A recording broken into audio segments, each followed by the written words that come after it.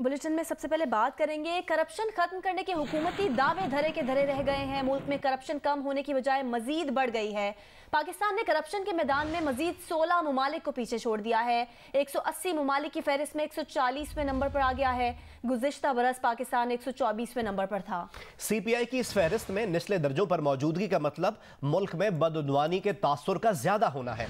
Corruption perception index में पाकिस्तान के score में 3 पॉइंट्स की कमी हो गई। गुज़िश्ता बरस पाकिस्तान का स्कोर 31 था, इस बरस 28 हो गया। ट्रांसपेरेंसी इंटरनेशनल ने इंकशाफ किया है, स्कोर ज्यादा होने का मतलब मुल्क में शफाफियत का तासुर ज्यादा होना है। वज़ीर-ए-आज़म इमरान खान माजी में ट्रांसपेरेंसी इंटरनेशनल की रिपोर्ट्स को मुस्तनद करार देते रहे हैं।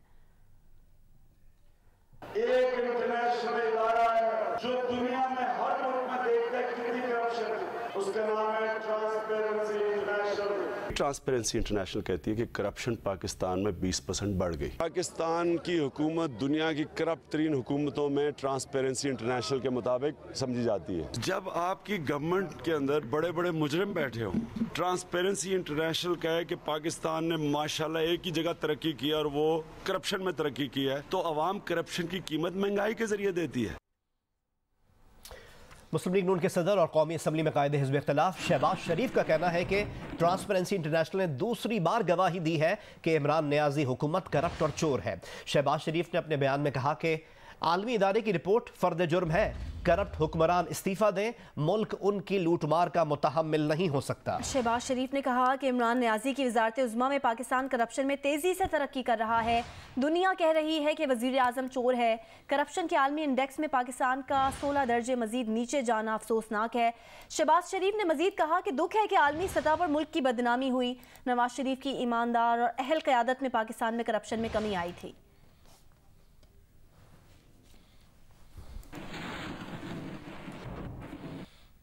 पीपल्स पार्टी के रहनुमा शहरी रहमान सेनेट में इजहार ख्याल कर रही हैं।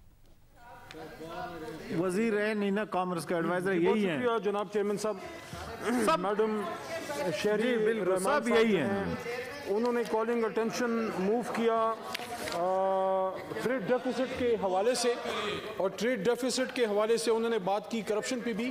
वो तो ऑर्डर प्लीज सुन ले, तो बाद में बात कर लेंगे क्योंकि मैं कॉलिंग अटेंशन के साथ अपने आप को महदूद रखना चाहता हूँ। इसकी जिम्मेदारी है ना जी, तशरीफ रखें। बात की कि ट्रेड डेफिसिट हमारा बड़ा है, और साथ साथ उन्होंने ट्रेड डेफिसिट के साथ सेक्रेटरी कॉमर्स आया है कि नहीं अभी तक की बात की जो अली मोहम्मद खान साहब। शहरी रहमान अब से कुछ पहले सेनेट में इजहार ख्याल कर रही थी, इस वक्त अली मोहम्मद खान इजहार ख्याल कर रहे हैं। अभी बताएं आपको कि ट्रांसपेरेंसी की रिपोर्ट पर हुकूमत का जामे रद्द-ए-अमल मुतवक्के है। हुकूमती ज़राए का बताना है कि हुकूमत जल्द ट्रांसपेरेंसी रिपोर्ट पर बयान जारी करेगी।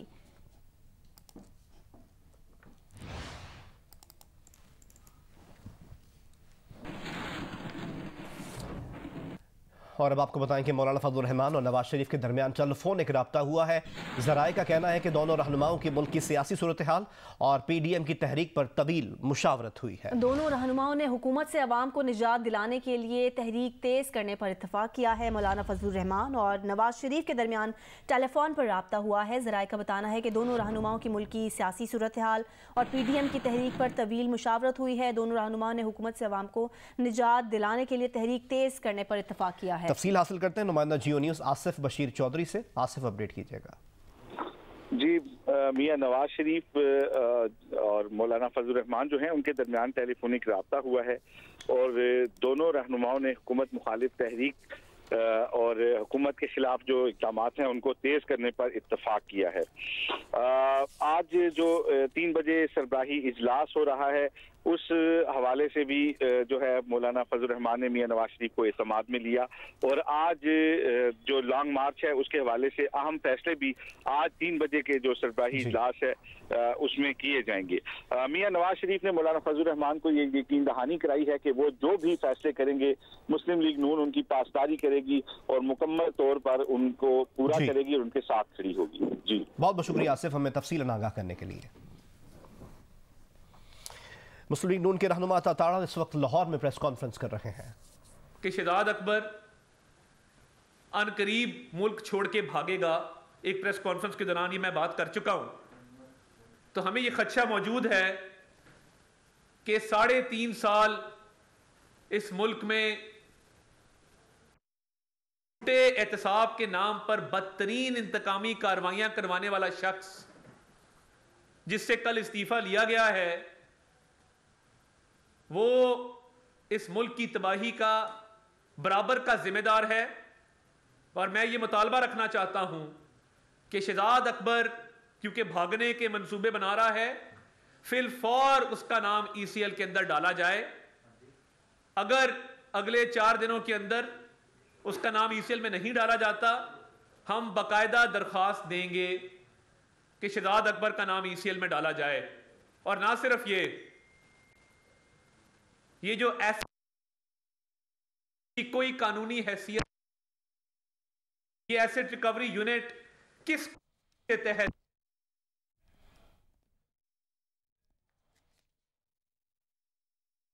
न ट्रांसपोर्ट दो, न बिजली दो, न पानी दो, न गैस दो।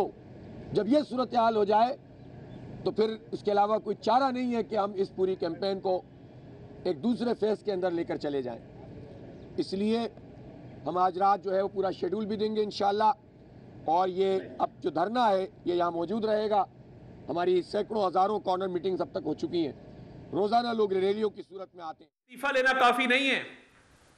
शहजाद अकबर के खिलाफ GIT बननी चाहिए, मुकम्मल तहकीकात होनी चाहिए कि किस तरीके से इसने एसेट रिकवरी यूनिट में बैठ के एहतसाब के नाम पे जो इंतकाम का एक सिलसिला शुरू किया था, उसके अंदर कौम का जो पैसा खर्च हुआ उसकी वापसी कैसे मुमकिन होगी। और एसेट रिकवरी यूनिट में बैठ के शहजाद अकबर ने एसेट बनाए भी इसी लाहौर शहर में बेदियां रोड पर एक नए फार्म हाउस की तामीर की गई। ये इक्तदार में आने से पहले या जब आप मुशीर लगे उससे पहले तो आपका लाहौर में कोई फार्म हाउस नहीं था। तो ये फार्म हाउस आपने किन जराए से बनाया और इसको डिक्लेयर क्यों नहीं किया, ये मेरा शहजाद अकबर से सवाल है। और जो इनकी स्पेन के अंदर प्रॉपर्टी है उस हवाले से भी वजाहत की जाए कि वो इन्होंने अपने अहलिया के नाम पे ये प्रॉपर्टी क्यों रखी हुई है। तीसरा मेरा सवाल शहजाद अकबर से ये है कि जब आपके भाई पर ये इल्जाम लगा कि वो रावलपिंडी की एक जमीन पर काबिज होने के लिए सरकारी मशीनरी इस्तेमाल करते हुए मौके पर पहुंचे थे, तो आपने उस जिले के DC और CPO का तबादला करवाया। यानी आपका भाई गैर कानूनी काम करे और उसकी सजा इंतजामिया को भुगतनी पड़े। शहजाद अकबर के जराइम की फहरिस्त ना खत्म होने वाली है। हम भरपूर कानूनी चाराजोई करने का हक रखते हैं और ये एसेट रिकवरी यूनिट के तहत जो एसेट्स बनाए गए हैं इसका एक एक पाई का आपको जवाब देना होगा। इस तरह आपको भागने नहीं देंगे। आपने इस मुल्क के एक एक तबके को टारगेट किया, सहाफियों से लेकर सियासतदानों से लेकर। आपने एक सिटिंग सुप्रीम कोर्ट के जज के खिलाफ रेफरेंस दायर करवाया। इस एसेट रिकवरी यूनिट ने आज तक आटे की जो चोरी थी, अरबों रुपए का स्कैंडल था, उसका नोटिस क्यों नहीं लिया? अरबों रुपए की चीनी चोरी हुई, उसका नोटिस क्यों नहीं लिया? अद्वियात का स्कैंडल है, मालम जब्बा का स्कैंडल है। आज अशियाए खुर्दनोश महंगी हैं क्योंकि आपने माफिया को परवान चढ़ाया। तो ये एसेट रिकवरी यूनिट का काम नहीं था। एसेट रिकवरी यूनिट ने तमाम तोपों का रुख सिर्फ और सिर्फ ऑपोजिशन पर रखा और ऑपोजिशन के नुमाइंदों को एक के बाद एक पकड़ पकड़ के अंदर किया। तो अब आपकी बारी आने वाली है शहजाद अकबर साहब। इस्तीफा काफी नहीं है, इस्तीफे से बात अब नहीं बनेगी। आपको हर चीज का यहां पर हिसाब देना होगा और आपसे हिसाब लेंगे। और ये जो इमरान खान साहब ने कंटेम्प्ट ऑफ कोर्ट की अपने उस खिताब में और कहा, वाज़े अल्फाज में कहा कि अदलिया इस मुल्क पर रहम करे। आपको शर्म नहीं आई?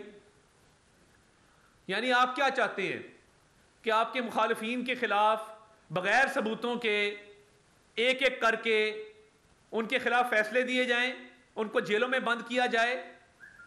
अपनी दफा आप BRT का भी स्टे लेते हैं, आप फॉरेन फंडिंग का भी स्टे लेते हैं, आपका जहां दिल चाहता है, जब दिल चाहता है, आप स्टे ऑर्डर के पीछे छुपते हैं। तो तब आपको याद नहीं आता कि मैंने 27 मरतबा स्टे ऑर्डर लिया है BRT में, मैंने फॉरेन फंडिंग में इस्तदा की है कि सारे मामले को सीगा राज में रखा जाए, और आज आप अदलिया को मुर्द इल्जाम ठहरा रहे हैं सिर्फ इसलिए कि आप अपने मुखालिफिन को बंद करना चाहते हैं। ये उस अदलिया की बात कर रहे हैं जिसके एक सिटिंग सुप्रीम कोर्ट के जज के खिलाफ आपने रेफरेंस दायर करवाया, बदनीति पर मबनी रेफरेंस दायर करवाया। आप क्या चाहते हैं? आप आज नाकाम हो चुके हैं, तो आप आज हर किसी को ललकार रहे हैं। आप बाहर आकर तो देखें, अवाम में निकले तो सही। आटे दाल का भाव असल में अवाम आपको बताएंगे, ये मुहावरतन नहीं। ये मुहावरा था किसी जमाने में, अब ये पाकिस्तान के अंदर महंगाई की वजह से ये मुहावरा नहीं रहा। आपको आटे दाल का भाव पता लगेगा, लोग बताएंगे, बिजली और गैस के बिल दिखाएंगे। जहां जहां से कंटेनर तो आपके पास है नहीं, कंटेनर देने वाले भी आपसे नाराज हैं, वो आपके करीबी साथी थे। तो आप पता नहीं अब ट्रक पे चढ़ेंगे या गाड़ी के अंदर से निकलेंगे, क्योंकि आपको इस मुल्क में कंटेनर देने वाला भी अब कोई नहीं है। तो जहां जहां से गुजरेंगे लोग आपको कंटेनर देने वाले भी अब आपसे नाराज हैं। इमरान खान नाकाम हो गए हैं तो सबको ललकार रहे हैं, कहना है मुस्लिम लीग नून के रहनुमा अताउल्लाह तारड़ का, जो लाहौर में प्रेस कॉन्फ्रेंस कर रहे हैं। को खबर देंगे, नैब रावलपिंडी ने जाली अकाउंट्स केस में कराची में कार्रवाई की है। नैब हुकाम का कहना है कि साबिक म्युनिसिपल कमिश्नर करंगी मसरूर मेमन को 2 साथियों समेत गिरफ्तार कर लिया गया है। तफसील हासिल करते हैं नुमाइंदा जियो न्यूज़ एजाज सैयद से। एजाज, आगाह कीजिएगा।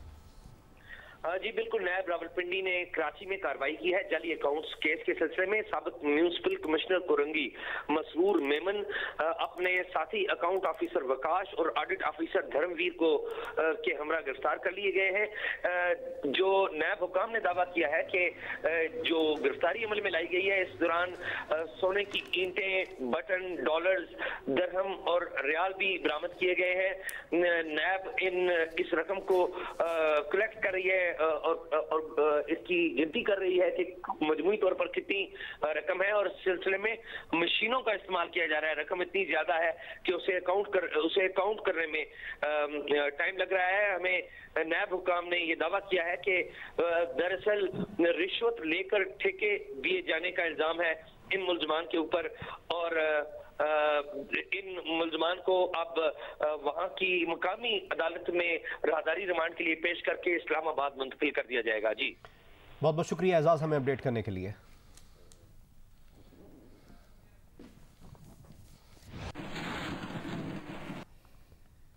लाहौर हाई कोर्ट ने रावी अर्बन प्रोजेक्ट का कलअदम करार दे दिया है।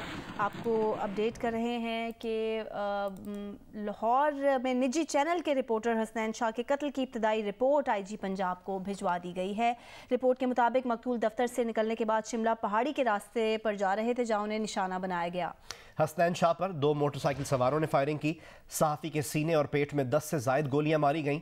सहाफ़ी के मोबाइल फ़ोन की CDR भी निकलवा ली गई है। हसनैन शाह के कत्ल का मुकदमा इनकी बेवा की मुद्दत में दर्ज कराया गया है। हसनैन शाह को डेविस रोड लाहौर में फायरिंग करके कत्ल कर दिया गया था।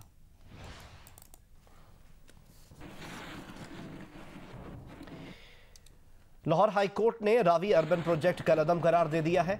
रोडा का तरमीमी ऑर्डिनेंस आइन से मुतसादिम और गैर कानूनी करार दिया गया है। फैसले में कहा गया है कि मंसूबे का मास्टर प्लान बुनियादी दस्तावेज है। कानून के तहत तमाम स्कीमें मास्टर प्लान के तहत ही होती हैं।